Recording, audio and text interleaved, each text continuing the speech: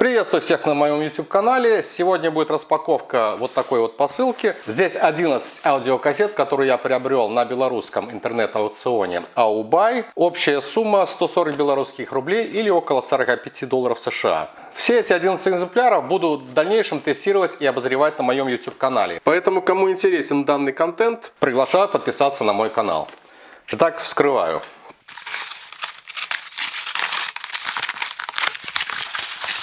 Вот так это все выглядит изнутри. Значит, сначала я сам распакую и ознакомлюсь с этим содержимым, и потом предоставлю вам. Итого здесь 4 ТДК, 1 SKC, Scotch, Denon, 2 запечатанных Maxell, Fuji и Memorex. К запечатанным аудиокассетам я вернусь в отдельных видеороликах, в которых, сняв с них обертку, сделаю обзор и проверю на возможность записи на них. А бывшие в употреблении кассеты с записями сегодня послушаем. Самое раннее в этом обзоре кассета Denon DX1 на 90 минут 1981 года. Европейский рынок. Такого экземпляра не было у меня даже в те далекие 1980-е годы, а только модель 1983 года, которую я лично приобрел в Санкт-Петербурге за 9 советских рубликов, когда там был школьником на экскурсии, и это был 1984 год. Если сравнивать эти кассеты, то футляр у них однозначно один и тот же. С надписью крупным шрифтом Denon и стопперами в форме снежинок, обведенных кругом. Вкладыши схожие с разворотом, но есть отличия в таком цветовом оформлении. И если модель 1983 года официально ввозилась в СССР, и изнутри вкладыша, в том числе на русском языке, напечатана инструкция, то на вкладыше 1981 года она представлена на английском, французском и немецком языках. Здесь обе модели DX1 с лентой первого типа хронометражем 90 минут. Фактура корпусов одинаковая, он на винтах. Имеется тиснение в правом верхнем углу Japan. Отличаются наклейки, хотя общий дизайн сохранился. Так, на верхнем торце выломаны блокираторы. Серийного номера как такового уже не вижу. Здесь какие-то еще остатки были. Снизу экраны и подушки одинаковые, ракорды молочные с голубыми полосками. А вот цвет ленты имеет небольшую разницу в оттенке. Мне кажется, что в младшей кассете 1983 года лента немного светлее и насыщеннее коричневым. А в старшей 1981 года она такая серо-коричневая. Так, это у нас сторона Б. Со стороны Б тут лента слегка жеванная и имеется залом вдоль всей ленты. Ну что же, послушаем эту кассету. Сторона А.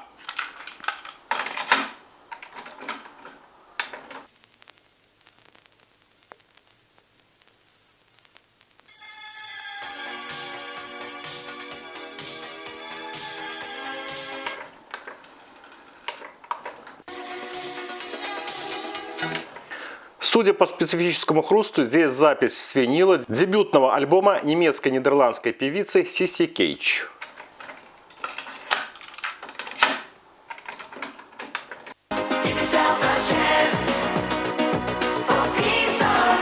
И качественная запись с уровнями до значка Dolby второго студийного альбома швейцарского исполнителя DJ Bobo.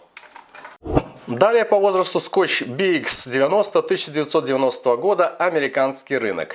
В позапрошлом видео на моем YouTube канале я делал распечатку этой же модели, но 1993 года. Вот эта кассета. Но она на 60 минут. Это на 90, это на 60. И в том видео я упустил один важный момент. Под ленту со стороны А кассетная дека не откалибровалась. Это я показал. И причина этому было то, что лента деградировала. И левый канал со стороны А вообще не записывается. И несмотря на то, что со стороны Б было все превосходно, данная кассета уже не годится для использования. Она не пережила эти 30 лет даже в запечатанном виде. Ну а внешне обе кассеты схожи. Футляры полностью прозрачные и одинаковые, и оба с трещинами.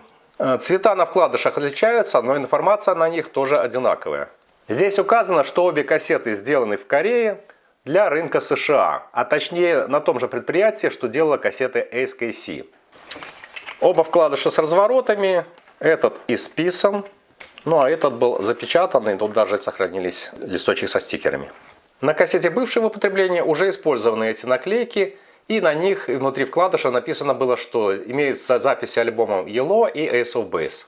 Корпус кассеты 1993 года, вот мне так кажется, что имеет более насыщенный синий цвет. Все прочее у них одинаковое. Оба корпуса разборные, и штамп серийного номера присутствует на верхней грани обоих корпусов. Так, ракорд в кассете 1990 года, он нижний. Тоже синего цвета, но без белых поперечных полосок. Возможно, это для отличия лент с хронометражем 90 и 60 минут. Лента та же, ярко-коричневого цвета. Послушаем представленные группы здесь.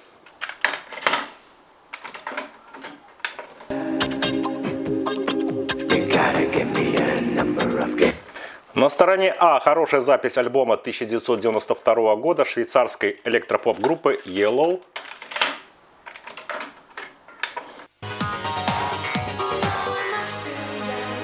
Со стороны Б популярный альбом того же года шведской поп-группы Ace of Base. Кассета ТДК SA60 1992 года с лентой Super Evelyn второго типа. У нее полноформатный тонированный футляр, на крышке которого есть перевернутое тиснение в рамочке ТДК Made in Japan. И небольшая рамка по всей крышке с закругленными углами. Стоперы катушки фирменные трехлучевые, а-ля Mercedes. У этой кассеты два вкладыша. Первый фирменный от студии звукозаписи Boston знакомит с лучшими композициями группы In Excess. Запись с компакт-диска. Второй вкладыш оригинальный. Он с разворотом и без надписи. Внутри вот такая серая клетка. Ну а стикеры мне уже не достались.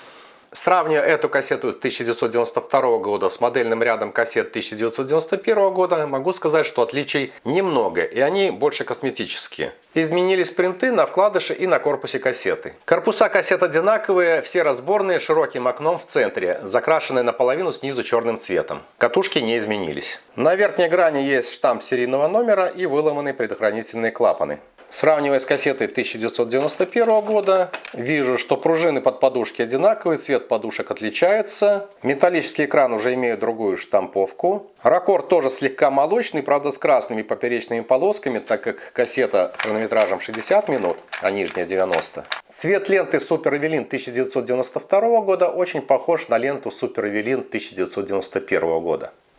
Ну что же, послушаем эту кассету. Но на этой кассете, по идее, должен быть сборник хитов In Excess.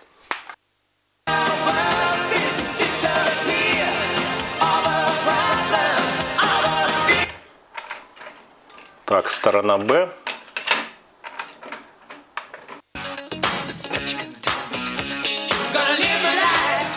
Действительно, причем качество записи отличное.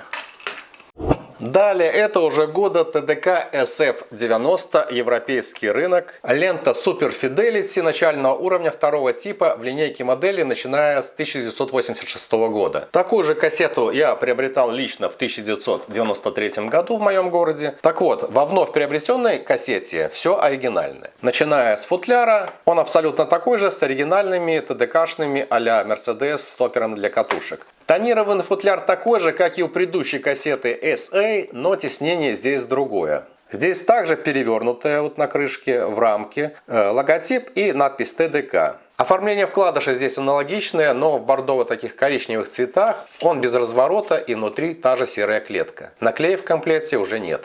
Корпус данной кассеты оригинальный, тонированный, в цвет пивной бутылки. Он разборный. На верхней грани присутствуют остатки серийного номера и целые клапаны блокировки записи. Катушки также здесь фирменные, как у ТДК D 1990-х годов. Ракорд также здесь молочный, подобная подушка, пружинка под ней и с такой же штамповкой экран. А лента SF темно-коричневая и не идеально гладкая, а с такими вот бугорками.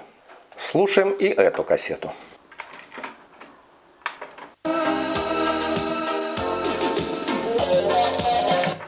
Здесь записан альбом 1993 года немецкой поп-группы Silent Cycle. И уровни записи здесь были на этой стороне нестабильны. Или, возможно, деградировала лента.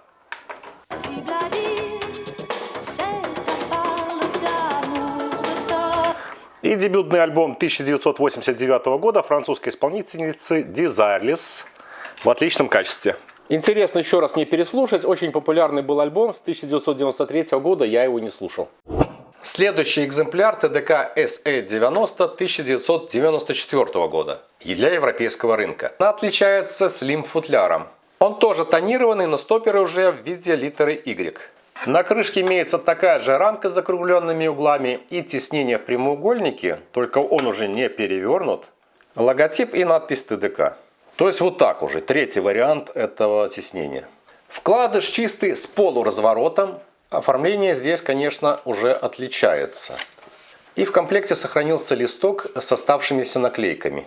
С обратной стороны напечатаны адреса представительств компании в Токио, Люксембурге, Германии, причем именно ФРГ, Англии, Италии, Швеции и Австралии. Корпус кассеты на винтах из подобного темно-серого пластика. У него узкое от середины катушек арочное окно, ниже него и на выступе имеется рифление. Иначе нанесен принт, но цвета те же, золотистые и синей красками. Катушки, как у модели SF и, соответственно, у модели D 1990-х годов. Штамп серийного номера и блокираторы имеются. Снизу фигурная пружина с подушкой и экран с коррозийными какими-то пятнами. Ракорд.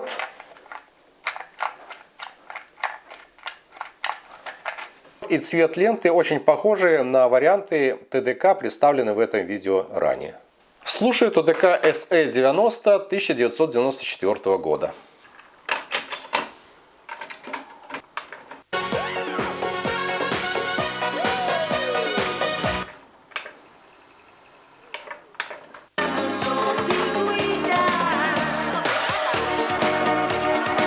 На этой кассете имеется запись миксов популярных композиций 1980-х годов в исполнении германской диско-группы Saragossa Band. Что-то мне показалось, что на этой стороне запись несколько глуховатая, как будто азимут головки не подходит. Так, а здесь джазовые импровизации американского гитариста Джорджа Бенсона, записанные с 1968 по 1970 годы. Записано на эту сторону дважды. Первая запись с временным смещением, в паузах даже слышно, она полностью не стерта. Еще один экземпляр от ТДК Super Avelin 90, только 1997 года и также для Европы. Вот так она выглядит. И футляр у нее, я уже по некоторым признакам замечаю, что другой, отличается от 1994 года. Он такой же слимовский, тонированный. И несмотря на то, что здесь стоперы также литера Y, но здесь они перевернутые. Сама крышка, такая же рамка и теснение на обоих одинаковое, не перевернутое. Такой прямоугольничек, логотип и ТДК. Но в общем-то футляры разные. Кассета комплектуется вкладышем с полуразворотом и из несколько такой тонкой бумаги. Она гладкая, лощеная, но значительно тоньше, чем в 1994 году. Достался мне узкий листок с наклейками, вот так они выглядят. И на нем координаты представительства ТДК в Люксембурге, ФРГ, Англии, Швеции, Италии, Польше и Франции. Здесь же также указан официальный, но ныне уже не действительный европейский сайт корпорации. Сам корпус кассеты 1997 года абсолютно такой же, как у кассеты 1994 года. Они отличаются только раскраской, ну и стерильным номером. Блокираторы записи целые. Но окраски те же, что и в 1994 году, это золотистая и голубая. Катушки такие же, но фиксатор ленты модели 1997 года уже черный. Снизу все так же, такая же подушка, такая же пружинка, такой же экранчик, только не такой ржавый. Ракорды похожие, слегка молочные. Да и цвет ленты тоже схож. Данная кассета у нас без записи, что меня несколько пугает. Ее цена выше, чем у других, и, возможно, лента в ней уже непригодна для использования. Попробую откалибровать.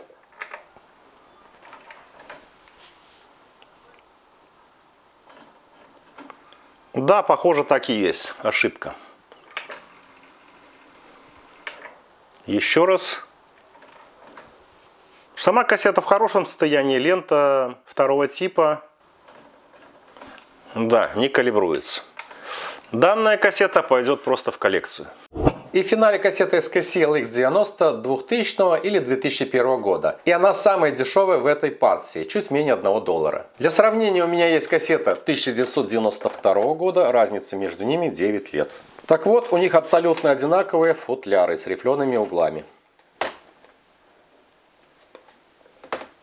Состояние этого футляра хорошее, но требует полировки. В комплекте вкладыш из такой же тонкой бумаги, что и предыдущий ТДК. И он исписан, юзик часть первая. Кассета изготовлена на предприятии SKM Limited в Корее.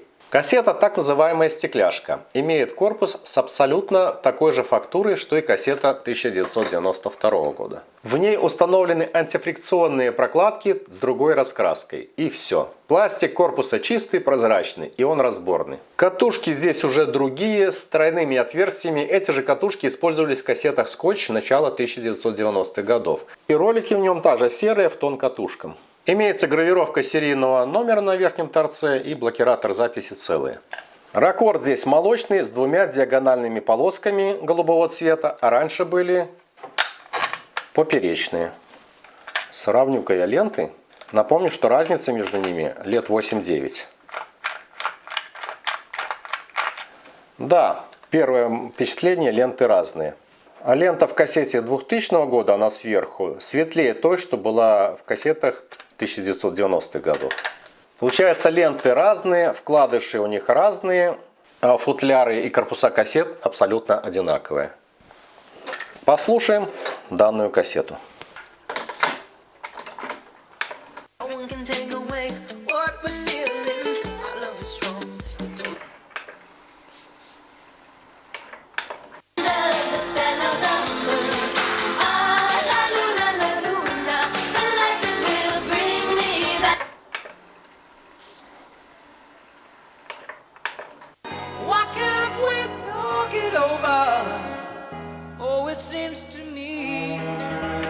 Сборник романтических песен, популярных в 90-х различных зарубежных исполнителей. Запись, в принципе, ровная, но как-то азимут головки сразу не подходит, потом подстраивается. Итак, в свою коллекцию добавил 7 аудиокассет, выпущенных в основном на европейский рынок с 1981 по 2001 годы. Некоторые записи на этих кассетах я сохраню, есть интересные. На очереди обзор запечатанных аудиокассет, поэтому встретимся на моем YouTube канале. Будьте здоровы и всем пока!